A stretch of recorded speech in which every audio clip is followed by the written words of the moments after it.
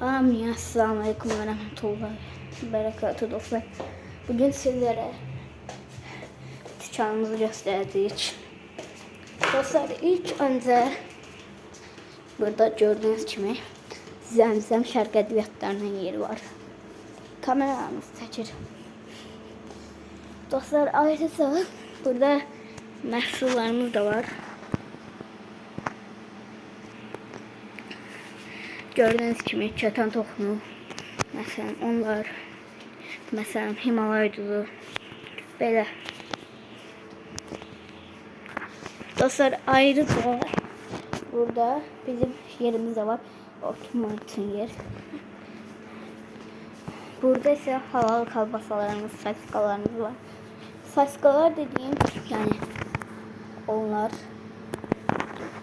O birisiler ise dostlar ne olduğunu sorsanız onlar da kalbasalardı. Burada bunlar var. Ve dostlar hiç çuval demeyen ayrıca çuval verilen Arap cipsisi var. Gördüğünüz gibi burada şeylerimizi yapmışız. Yağlarımızı, ballarımızı, her şey. Mesela bu bal tadı. Ayrıca Dubai şokolatımızı da satırıq. Burada da Hil, Peygamber çiçeği onlar var.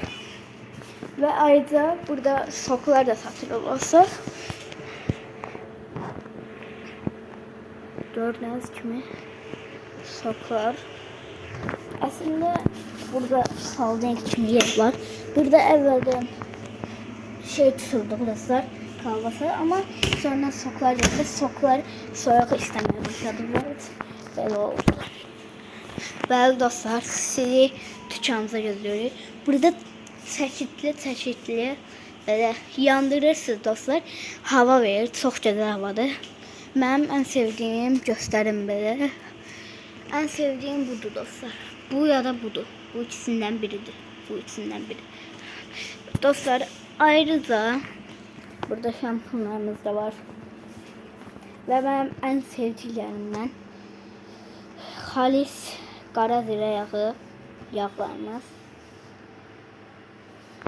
Böyle dostlar uzun boyumuz da var. Boyu uzadır. Misvak da var. En önemlisi misvak. Dişleri ağappaq edir. Burada şampuanlarımız. Bunlar var. Ve gördüğünüz gibi zemzem sularımız da var dostlar. Burada şey de satırıq. Duz üçün qab ve ətirlər. Dostlar ayrıca gördüğünüz gibi nelerimiz var. Ballar aslında burada da var. Ama orada koymuşuk. Burada şey çok simsika ayaklarımız var. Bəli dostlar bu kadar. Gələn bölümdə isə oranı seçeceğim. Orada şey home bitkisel bir yeri gördüğünüz gibi burada biraz sağlam var.